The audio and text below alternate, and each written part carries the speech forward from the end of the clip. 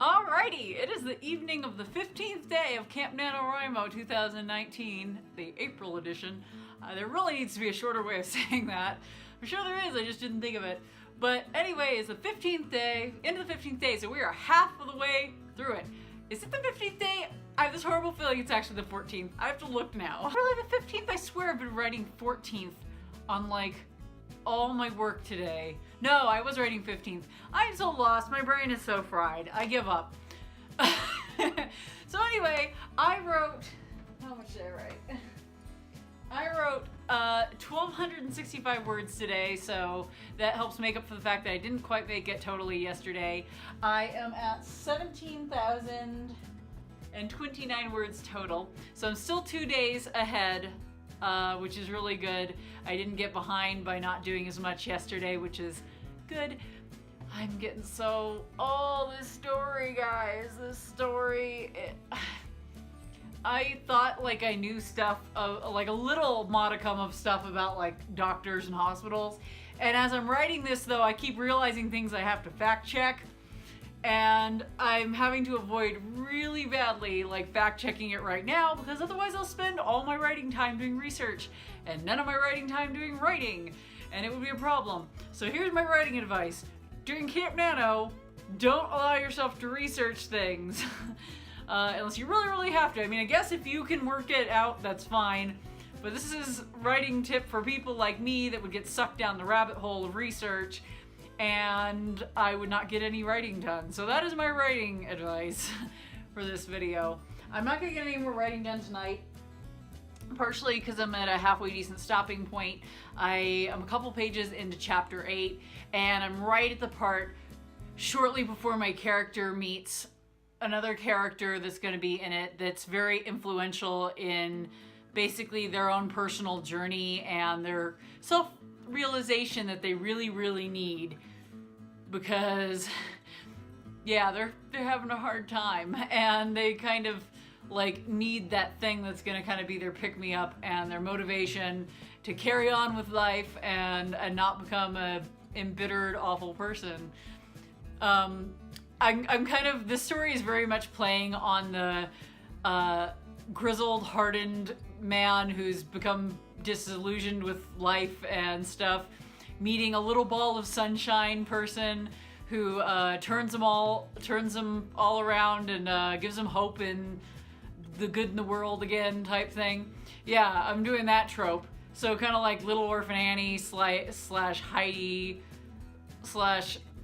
This story, I'm telling you, it's so weird because I was trying to think of like movies and stuff and books and such that remind me of certain plot points of this when I was first outlining the story, and I was like, it's kind of like Monsters Inc. slash Armageddon slash Mercury Rising slash like Little Orphan Annie. What was the other things? Let me see. I'm gonna tell you. I'm gonna read the things that I put together on my outline if I don't get tangled up in my cord here. I figure this might be fun because I like to do this in my outlining process and stuff, just because it helps me to have basically ammunition for when I lose motivation at some point, stuff to watch or read or something that will help basically reinvigorate me with ideas and inspiration. So I'm just going to kind of list these off. I thought of The Year I Got Polio, which was a book that we read in 6th grade about a girl who got polio and had to spend her time in this hospital recovering and stuff, basically not dying. Mercury Rising, which I already mentioned, and if you know that movie, that is a very fun, I'm pretty sure it was a 90s movie with Bruce Willis and this kid that he has to keep away from these bad guys that are in the government. Bells of Innocence, that's a weird one that I put on there, but I see why I put that on there. iRobot, it does have a little bit of iRobot-esque feeling to it. Scrubs, I don't know why I put Scrubs on there. It's nothing like Scrubs. Scrubs is funny, and this is very, I'm not gonna lie, this book is definitely a little bit more dark and introspective than the 3rd book that I wrote for this series. Because of Winn-Dixie, I don't know why I put Because of Winn-Dixie. I think just because some of the tone in it. Martian Child. Yes, definitely Martian Child. That one is definitely very similar in a lot of ways. Monsters, Inc., but mainly just because of the end. And I Am Sam. I don't know why I Am Sam is in there.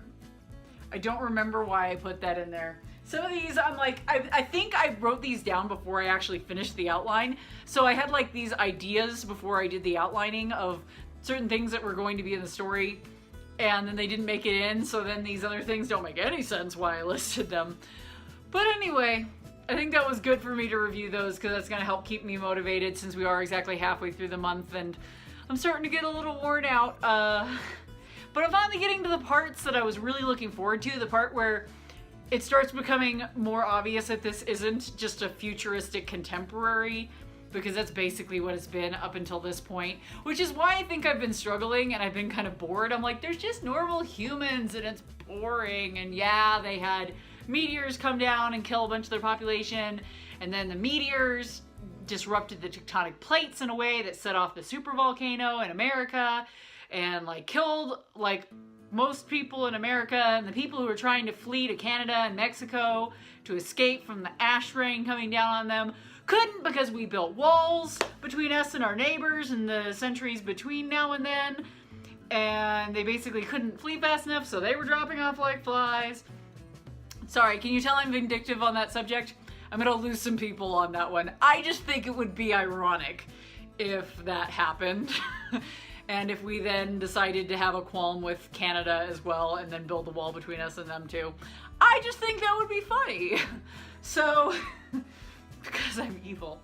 But, anyway, so all that happened, but up until this point it was more like sci-fi contemporary slash disaster story. And I didn't find that fun to write, but now we're getting into the fun stuff where people are mutating and they don't know what's happening. They just think it's typical radiation reactions, that people are losing their hair and then they're getting this tumor that's growing in their chest, but then you're gonna find out later it's not a tumor, it's actually their body evolving a third lung. But some of the people didn't react very well to it because it was pressing their other organs, so they didn't get enough oxygen and they died, so they were autopsying them in the morgue, and we're getting to that part and I'm getting excited now because that's more fun. Anyway, I'm rambling and I'm giving away my entire story. Spoilers, I should have spoilered this before if anybody gives a crap about reading my stories at some point. I'm hoping to have these published. I'm gonna try to publish like all 3 of them in quick succession after I get them edited. Close to the beginning of next year is what I'm aiming for. But we'll see. We'll see what happens. But I'm rambling at this point. I'm so hyper and I need to be winding down and getting ready for bed because it's almost 9 o'clock. So that's it for me tonight. I did hit my word goal and I'm happy I'm still on track, and I'm happy I'm finally getting to the stuff that I was really looking forward to writing. I feel like I probably need to hint that this stuff is going to be more like this earlier in the book, and I put a note for myself as such, because otherwise people are going to be thinking, oh, it's just a disaster thing. There's no reason to believe there's going to be this other element in here, and then it might just blindside people a third of the way through the book that we're starting to make it go in this direction. I don't know. Maybe it works. We'll see. That's what beta readers are for. I'm going to shut up and let you go now because, as I said, I'm rambling and I'm continuing to ramble. So you guys have a great day. I hope your writing is going well, and I will talk to you later. Bye-bye.